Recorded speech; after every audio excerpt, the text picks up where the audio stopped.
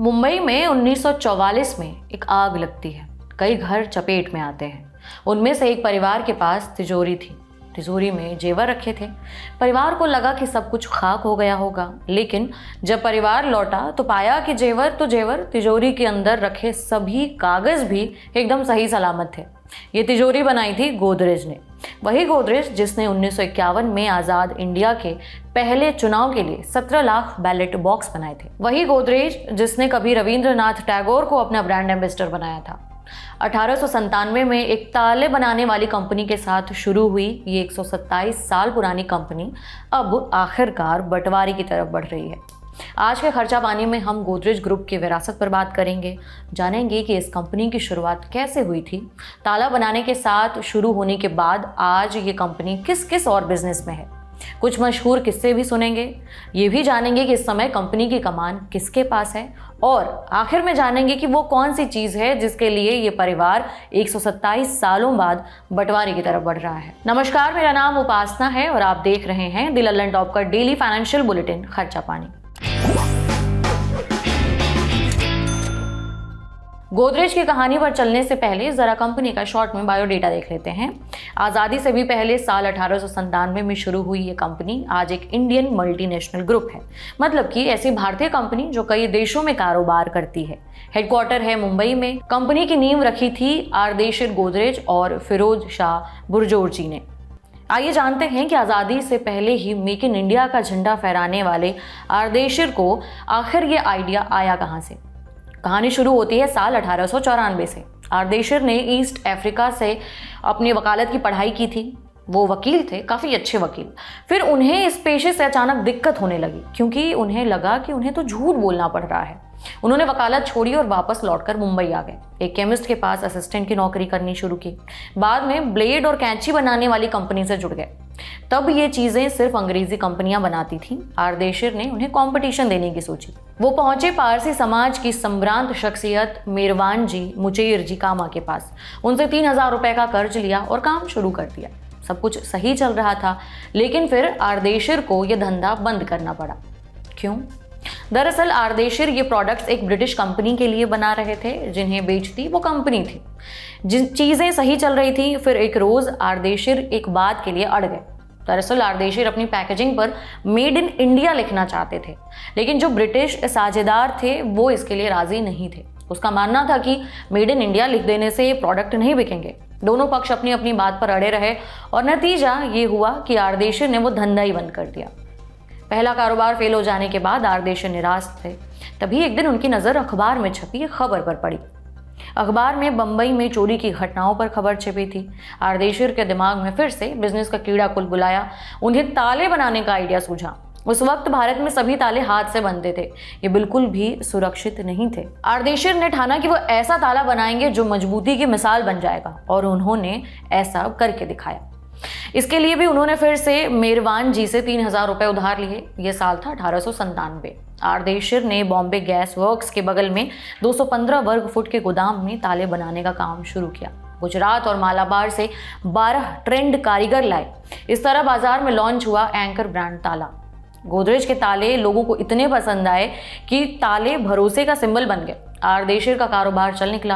अब उन्हें नए नए बिजनेस आइडिया सूझने लगे। आर्देशिर ने सोचा कि क्यों ना तिजोरी भी बनाई जाए। बम्बई अमीरों का शहर था, लेकिन आज की तरह तब बैंक लॉकर जैसी सहूलियत नहीं थी। देश में नकदी और जेवरात घर में रखने का चलन था। आर्देशिर ने ऐसी तिजोरी बनाने का प्लान किया जिसे चोर आसानी से न तोड़ सकें, और इससे भी बढ़कर तिजोरी पर आग का भी कोई असर ना पड़े। और इस तरह गहरी रिसर्च के बाद साल 1902 में गोदरेज की तिजोरी बाजार में आई। तिजोरी भी धड़ाधड़ बिकने लगी। बीके करंजिया अपनी किताब गोदरेज 100 ईयर्स में एक किस्सा बताते हैं। गोदरेज का वो कद हो गया था कि जब 1911 में किंग जॉर्ज और क्वीन मैरी दिल्ली दरबार में शरीक होने के लिए भारत आए, उन्होंने भी कीमती सामान रखने के लिए गोदरेज की ही तिजोरी मांगी। 1923 में कंपनी ने स्टील की गोदरेज अलमारी बनानी शुरू कर दी, जो गोदरेज की तिजोरी से लैस आती थी। वो भी काफी पॉपुलर हुई। आर्देशिर ने 1900 के शुरुआती दशक में अपने छोटे भाई फिरोज शाह को भी कारोबार में जोड़ लिया। फिर साल 1910 आया, उन्होंने एक और आदमी को कंपनी से जोड़ा। वही मेरवान जी जिनसे आर्देशिर ने कर्ज लिया था, उनके एक भतीजे थे, नाम था बॉयस। मेहरबान जी कामा के कहने पर आरदेशिर ने बॉयस को अपना पार्टनर बना लिया और फिर कंपनी बनी Godrej and Boyce manufacturing.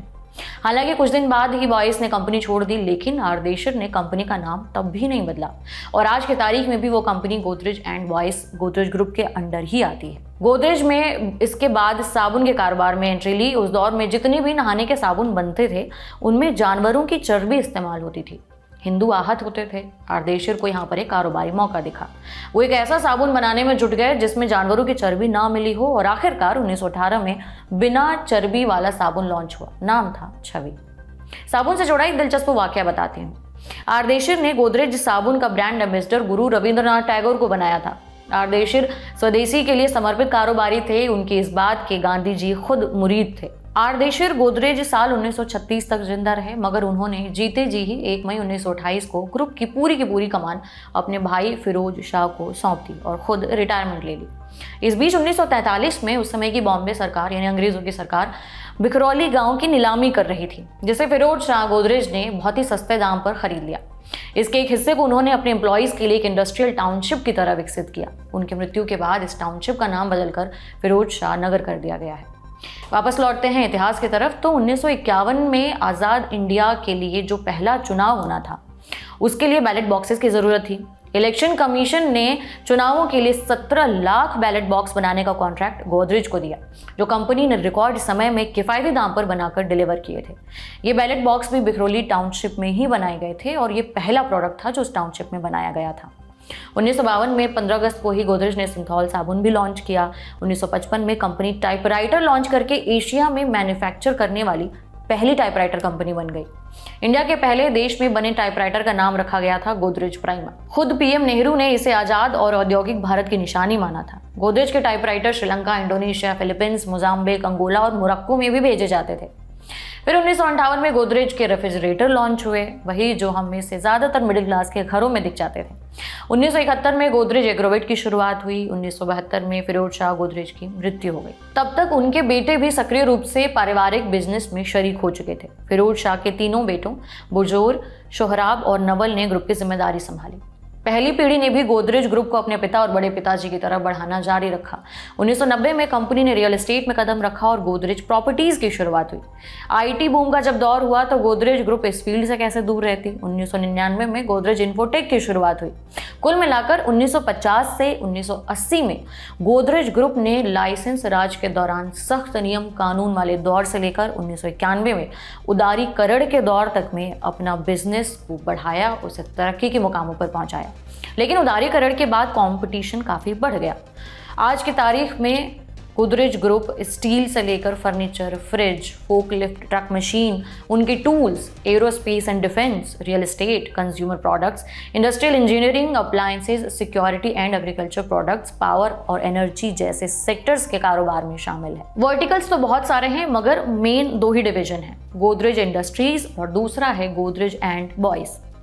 Godrej Industries के पास 5 सब्सिडियरी कंपनियां हैं जो शेयर बाजार में इस समय लिस्टेड हैं। इनमें है Godrej chemicals, Godrej Agrovet, Godrej consumer products, Godrej properties, asterisk life sciences. Godrej Industries के इस समय देश दुनिया भर में 1.1 अरब कस्टमर हैं। वहीं बिजनेस टुडे की एक रिपोर्ट के मुताबिक कंपनी की इस समय वैल्यू 1.76 लाख करोड़ की है, जबकि गोदरेज एंड बॉयस मैन्युफैक्चरिंग एक प्राइवेट कंपनी है। मतलब ये कंपनी अभी तक शेयर बाजार में लिस्टेड नहीं है, इसलिए इसके बहुत ज़्यादा डिटेल्स पब्लिक फोरम में अभी नहीं है। अब हालिया डेवलपमेंट को समझने के लिए हम जरा गोदरेज परिवार की पूरी शाखा को देख लेते हैं। फिरोज शाह के 3 बेटे थे, सोहराब, बुरजोर जी, नवल और एक बेटी थी दोसा। बुरजोर के 2 बेटे हैं, आदि और नादिर, और नवल के बच्चे हैं जमशेद और स्मिता। बुरजोर के कोई वारिस नहीं है। अब इकोनॉमिक टाइम्स ने सूत्रों के हवाले से एक हाल ही में एक रिपोर्ट दी है जिसमें गोदरेज ग्रुप से जुड़ी हालिया डेवलपमेंट बताया जा रहा है। देखिए, गोदरेज ग्रुप की इस समय मुख्यतः 2 इकाइयां हैं जिससे हम थोड़ी देर पहले बता चुके हैं, गोदरेज इंडस्ट्रीज और गोदरेज एंड बॉयस मैन्युफैक्चरिंग।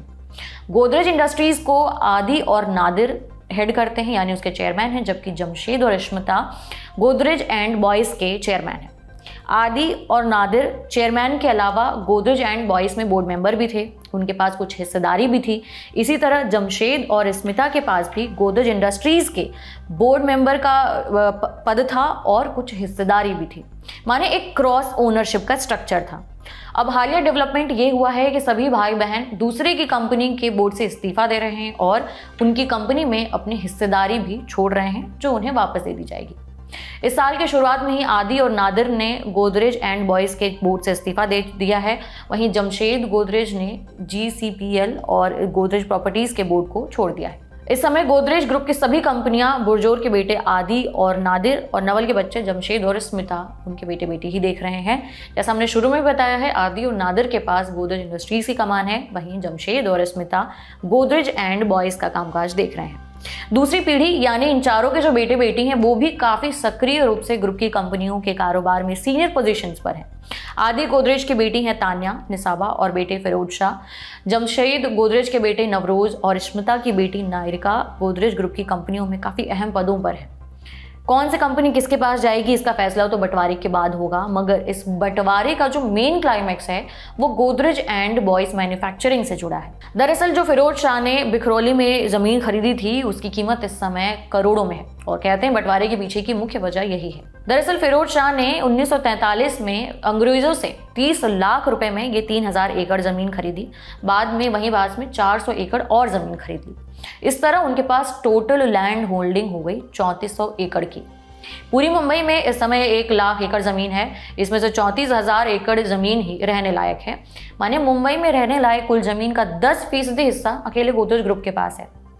इस जमीन के एक हिस्से को फिरोज शाह ने टाउनशिप की तरह डेवलप किया, मगर बाकी 1800 एकड़ एरिया जो है वो मैंग्रोव वाला है, जिस पर आज पर्यावरण कारणों से विकास नहीं हो सकता है।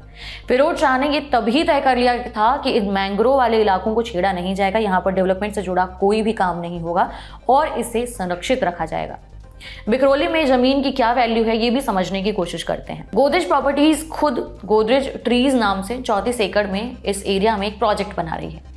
ये प्रोजेक्ट 17,500 रुपए प्रति स्क्वायर फीट के हिसाब से जगह मिल रही है। इसमें अगर इस हिसाब से पूरे बिखरौली में डेवलप किए जा सकने वाली जमीन की वैल्यू निकालें तो वो 2.5 लाख करोड़ रुपए के आसपास बैठती है।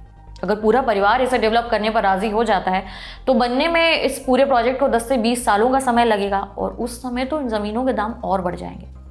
अब देखना यह है कि गोदरेज परिवार इस लाखों करोड़ की जमीन को लेकर क्या शांति के साथ एक समझौते पर राजी होता है या फिर अन्य बाकी के कुछ कॉर्पोरेट घरानों की तरह ये मामला भी कोर्ट में पहुंचेगा। आज के एपिसोड में इतना ही। कैसी लगी ये जानकारी हमें जरूर बताएं नीचे कमेंट बॉक्स में। आपके लिए ये जानकारी जुटाई थी मेरे साथी कमल की मदद से।